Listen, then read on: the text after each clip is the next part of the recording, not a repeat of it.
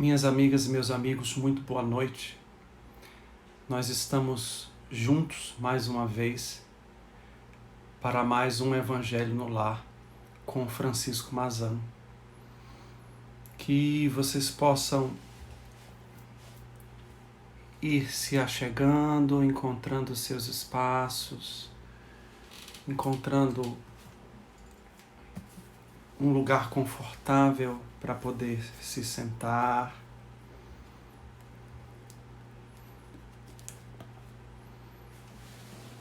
E elevando o seu pensamento a Deus e pedindo a Ele que nesse instante nos apacente, que encha nossos corações de força, de luz, de coragem. Enquanto vocês vão chegando, eu vou colocar aqui o tema da noite.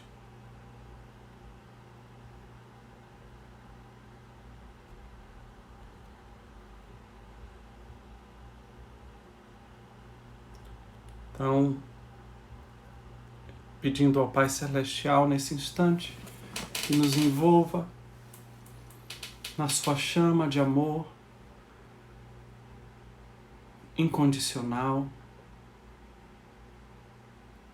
que apacente nossos corações, que permita que o Cristo e a Mãe Santíssima intercedam junto aos seres angélicos e arquiangélicos e que eles possam derramar por sobre toda a terra as suas bênçãos de serenidade e de paz, e que essas bênçãos possam ir acalentando os corações necessitados de consolo, de soerguimento,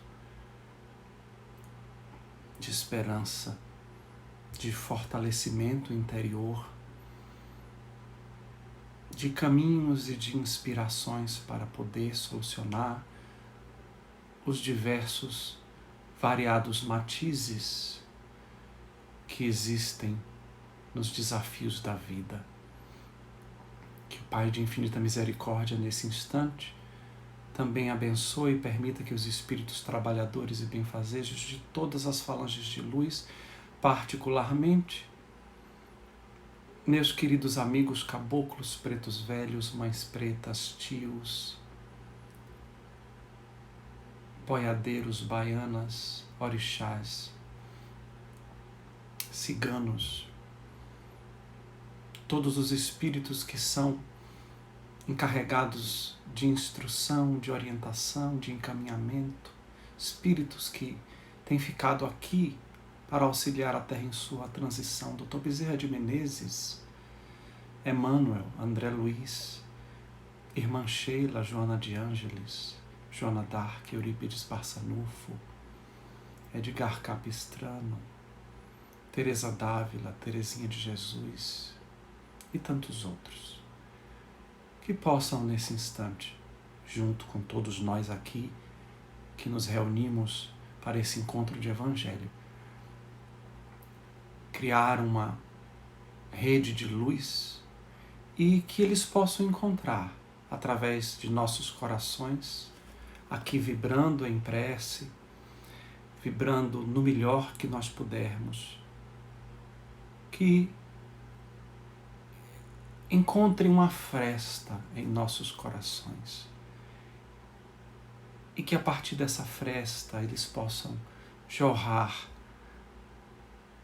um feixe de luz, de energia, de força, de coragem,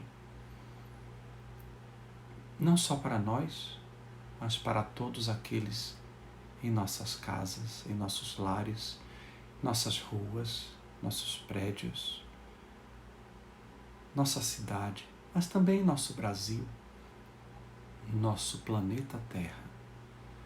Que Deus abençoe nesse instante e nos encha com a sua paz. Eu aceito o dom da paz no meu coração, eu aceito o dom da paz na minha alma, eu aceito o dom da paz na minha mente e nas minhas emoções. Digo a tudo que procura tentar-me, afastando-me do meu centro de paz: paz, aquieta-me. paz, aquieta-me. Paz, aquieta-me. Eu sou a chuva suave da paz. Eu sou um servo da paz. Eu estou selado no coração da paz. Que o mundo permaneça numa hora de paz divina. Que assim seja. Queridos amigos, muito bem-vindos. Como vocês podem ver aí, o tema da noite é o chamado do Mestre. Eu escolhi esse tema porque eu dei uma palestra no último sábado para a Casa do Caminho e quando eu pensei no assunto do tema da palestra e eu escolhi essa lição, eu achei que ela era muito pertinente para nós aqui podermos colocar a nossa atenção, nosso sentimento em temas que nos aproximem também de nosso papel enquanto espíritos encarnados que queremos desenvolver uma jornada espiritual. Então, isso foi extraído de um versículo de Mateus, capítulo 9, versículo 9. E o versículo de Mateus diz assim: passando adiante dali, Jesus viu um homem chamado Mateus, o próprio evangelista, sentado na coletoria, e diz-lhe: segue-me. Após levantar-se, ele o seguiu. E o tema que vem aqui pela psicografia de Chico Xavier, pelo espírito de Emmanuel, diz assim: na trilha do Mestre. É importante verificar que o Mestre não estabelece condições para que o discípulo lhe compartilhe a jornada. Não pergunta se ele se julga dotado com força conveniente, se é fraco de espírito, se é demasiado imperfeito, se sofre em família, se possui débitos a solver, se padece tentações, se está acusado de alguma falta, se retém valores de educação, se é rico ou pobre de possibilidades materiais. O Senhor diz apenas: segue-me. Como quem afirma que, se o aprendiz se dispõe realmente a segui-lo, vejam bem, se o aprendiz realmente se dispõe a segui-lo, será suprido de socorros eficientes em todas as suas necessidades. Se o aprendiz se dispõe realmente a segui-lo, será suprido de socorros eficientes em todas as suas necessidades. A lição é clara e expressiva. Reflitamos nela para que não venhamos a permanecer na sombra da indecisão. Retirado de O Reformador, fevereiro de 1965, página 26. E aqui nós temos o famoso segue-me do Mestre, trazido aqui no Evangelho de Mateus, na tentativa aqui de nós podermos reflexionar e entender em primeira instância que o chamado do Mestre vem indistintamente para todos nós. Ele não faz distinção de nenhuma espécie. E, aliás, ele sempre vai fazer o chamado com muito mais veemência a todos aqueles de nós que ainda estamos mais desalinhados em relação à lei, exatamente porque é através do serviço e é através da adesão a um roteiro de amor ao próximo, um roteiro de serviço, um roteiro de desejo de trazer para fora a nossa melhor versão. Exatamente por esse movimento que a gente vai sendo capaz de ir se curando espiritualmente, curando nossas vidas, realinhando a nossa alma com as leis universais, saldando débitos, atravessando as provas que tenhamos que atravessar e aproveitando cada mínima oportunidade para podermos trazer a nossa melhor parcela. Às vezes, a gente não percebe onde está o chamado do Mestre, mas esse chamado, em muitas ocasiões, está no parente difícil, no desafio financeiro, na enfermidade inesperada, nas provações de todo tipo, nas pequeninas provocações que requerem silêncio,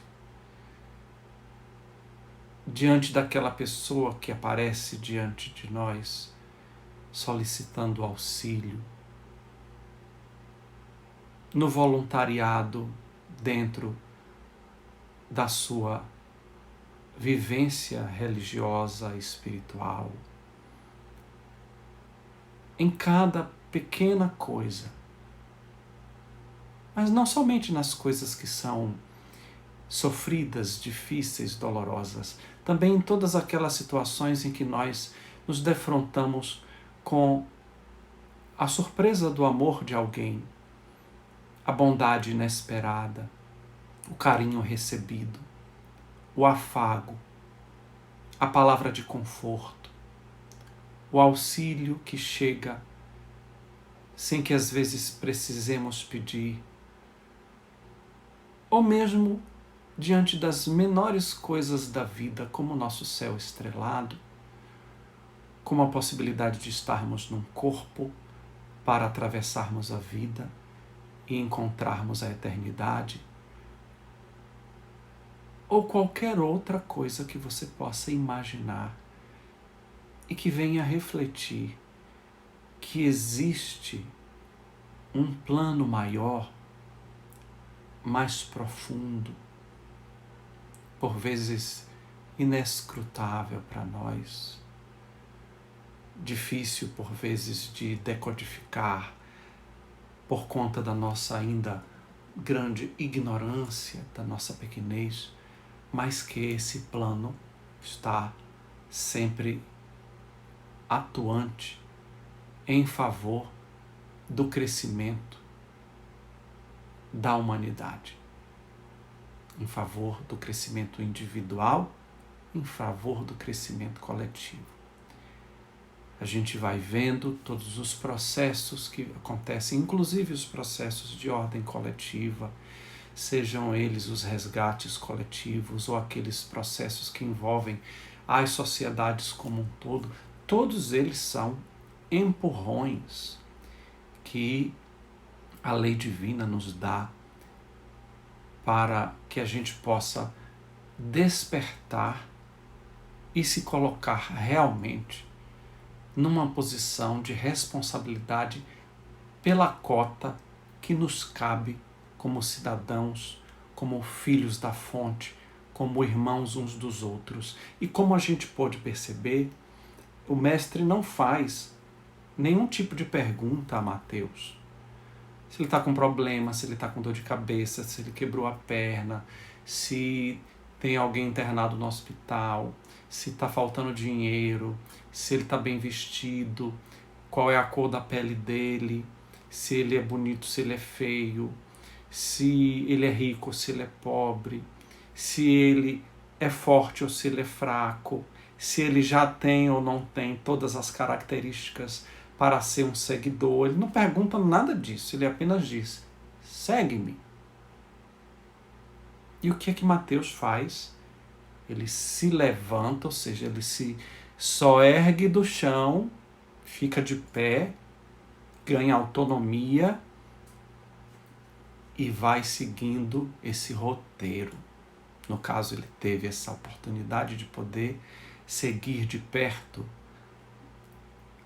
as vivências com o Mestre, mas nós temos o roteiro que é tanto simbólico quanto concreto para as nossas vidas, nas mínimas coisas. E quando um indivíduo realmente se posiciona numa condição, num desejo genuíno de se tornar um aprendiz, carrega um espírito de aprendiz para que esse mestre possa lhe conduzir a vida, lhe ensinar, não falta o socorro para as suas necessidades. Não falta o amparo. Aí você pode dizer: mas Francisco, quanto mais eu faço bem, mais eu sofro. Olha, a gente sofre porque a gente está colhendo muitas coisas que a gente já plantou. A gente está num mundo onde aparentemente o mal sobrepuja o bem. A gente está num mundo e numa vida em que nós ainda estamos apegados a uma série de coisas. E que cada uma delas, quando é mobilizada, cada uma delas, quando é ameaçada, cada uma delas, quando é mexida, faz com que a gente se sinta sofrendo. E é natural que a gente passe por essas coisas. Então, sofrer, viver problemas, viver questões e seguir o mestre como aprendiz, são questões que vão andar lado a lado, inclusive porque não vai faltar socorro, não, nem vai faltar amparo. Mas cada vez mais, quando você vai se tornando mais amplo em seu amor, com mais capacidade de serviço, com mais capacidade de ter responsabilidades maiores, você vai ser mais testado. E quanto mais você é mais testado, e você vai passando nesses testes, você vai ficando apto para tarefas maiores, para ajudar um maior número de pessoas, para poder receber inspiração e auxiliar pessoas que não recebem as inspirações que você está recebendo e está passando adiante. Então o serviço que chega para nós, ele não escolhe hora e nem lugar. É preciso que a gente se coloque em posição de prontidão, de vigilância, para que a nossa sintonia seja suficientemente robusta para que a gente receba a inspiração da fonte certa. Receba a inspiração da fonte de amor. E quando vierem os ecos da nossa personalidade provisória, que trazem a gente para o lado mais egoísta, que trazem a gente para o lado mais personalista, que trazem a gente para um lado mais orgulhoso, que trazem a gente para um lado mais magoado, mais rancoroso, mais vingativo, por vezes mais lamentador, ou com a fé frágil. Repare que os discípulos do Mestre, cada um tinha uma peculiaridade no seu caráter, na sua natureza, que representava coisas que nós todos temos. E, no entanto, eles foram ainda assim chamados. E foram testados. E foram convidados a propagar aquela boa nova naquela época tão inóspita. E a boa nova que nós temos que propagar hoje é o bom exemplo. É a ética, é a cidadania, de maneira silenciosa, de maneira despretensiosa, de maneira cuidadosa e responsável, para que nós possamos fazer a nossa parte dentro dessa obra onde nós estamos inseridos. E em fazendo a nossa parte, podermos aprender as coisas de que carecemos, podermos fortalecer as qualidades que já temos e podermos nos realinhar com as leis divinas, tirando todas as nódoas que ainda existem em nossas vestes espirituais. É preciso que nós aprendamos a sintonizar melhor. É preciso que a gente aprenda a se habituar a orar com o coração. Sintonia é onde o seu coração está. Sintonia é a qualidade do seu pensamento. Sintonia é a qualidade do seu sentimento. Sintonia é a qualidade da sua ação. É a qualidade da sua postura. Tudo isso forma uma egrégora vibracional. Tudo isso é você seguindo o Mestre, mesmo que você não veja. Mas você sente e sabe ali no fundo da sua mente, no fundo da sua alma, que aquele caminho é o caminho que você tem que trilhar. E às vezes é um caminho em que você recebe críticas, em que as pessoas até lhe censuram, em que você muitas vezes precisa enfrentar algumas objeções e por vezes enfrentar suas próprias dificuldades pessoais para superar um vício, para superar um hábito que não é saudável, para superar alguma questão que você continuamente repete em sua vida. Isso você precisa decidir. Ninguém vai fazer isso por nós. Todos nós temos uma série de questões como humanos, mas como humanos nós temos também uma série de talentos inatos, porque nossa alma vem de uma fonte que é pura. É que quando a gente encarna, um bom pedaço de tudo isso fica obnubilado e não consegue transparecer, porque a matéria é densa, é opaca. E vencer a resistência desse escafandro que é a matéria, só pela vibração contínua de poder multiplicar o bem, impedir o mal. Não podemos ser omissos, então nós temos uma tarefa de impedir o mal. As coisas erradas que a gente vai vendo, a gente tem que se posicionar. Como você vai se posicionar? Você pode se posicionar com delicadeza. Você pode se posicionar com delicadeza e firmeza. Você tem que se posicionar também consigo mesmo, sem autodesculpismo, sem ficar passando a mão pela própria cabeça, mas ao mesmo tempo sendo capaz de se aceitar.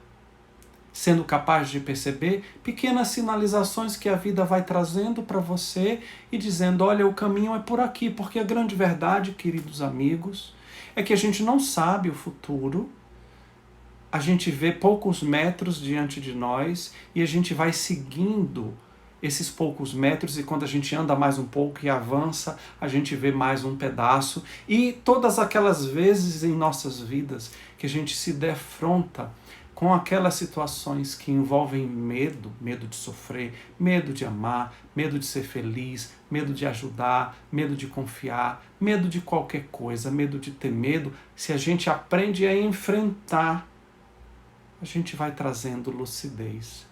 E aquele medo sai daquele tamanhão e vai tomar o tamanho que é compatível com a realidade. Nós temos as bênçãos divinas em torno de nós o tempo inteiro. Ninguém se iluda, no entanto. As coisas não vão acontecer do jeito que nós queremos só porque a gente se decidiu adentrar na seara do bem. Porque não é assim que funciona. As coisas são como elas podem ser. E a gente tem que ter adultez e maturidade suficiente para lidar com isso, sem tantas revoltas, sem perder energia demasiada com coisas que não vão fazer nenhuma diferença semana que vem.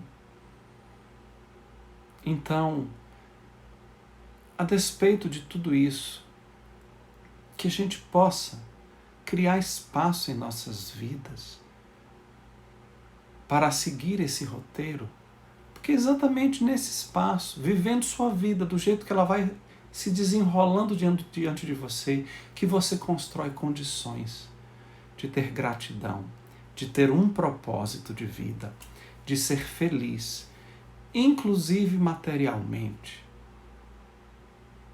Então, por essa razão, e como felicidade não é um objeto comprável, ela é algo cujo elemento é interno, sutil, porém maleável, nascido dos nossos sentimentos, nascido de como nós enxergamos o mundo, a vida e suas proposições, bem como suas possibilidades.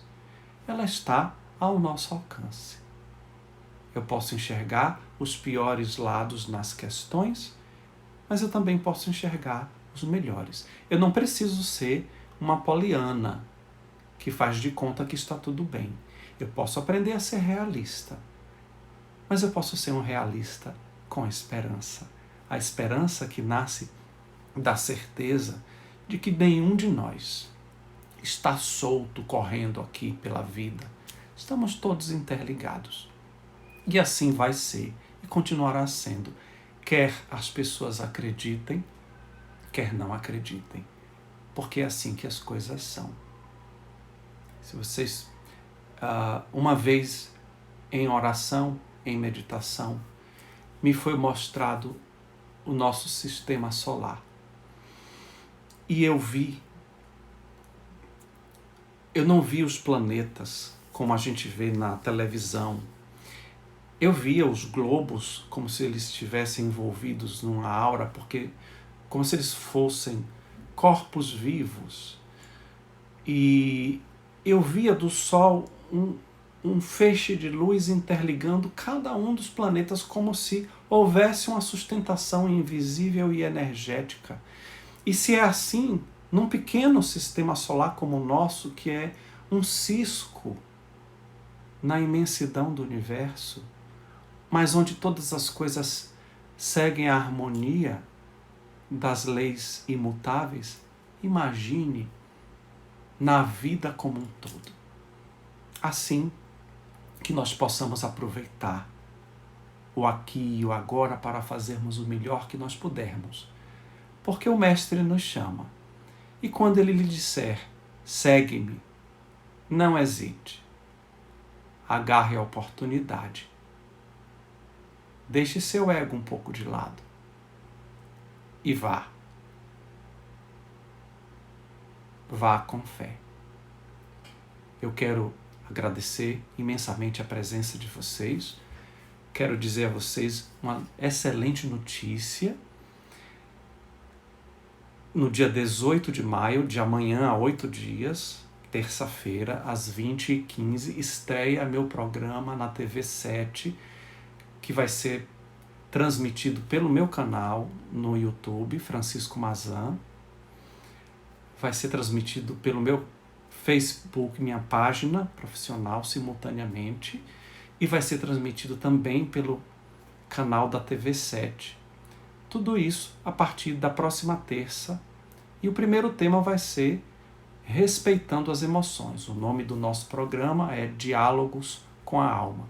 Se vocês puderem divulgar isso e auxiliar para que a nossa página possa alcançar 1000 inscritos, nós temos condições de transmitir para mais pessoas. Então, se você também acha que esse evangelho ele pode ajudar alguém, marque o nome das pessoas nos comentários. Pegue o link que fica gravado aqui no IGTV e transmita na sua lista. Convide as pessoas para estarem conosco. Nós precisamos mais do que nunca nos fortalecermos para atravessarmos esse túnel que ainda está escuro. Mas, quando a noite chega mais escura, é sinal de que logo irá amanhecer. E eu confio muito nisso, porque Jesus nasceu e eu nasci. Jesus cresceu e eu cresci. Jesus venceu e nós venceremos. Jesus alcançou e nós alcançaremos. E com Jesus nós nos livraremos de todos os males e inimigos encarnados e desencarnados. Deus é mais do que tudo. Nada é mais do que Deus. Se Deus é por nós, nada será contra nós. Até a próxima semana, meus queridos, se Deus quiser.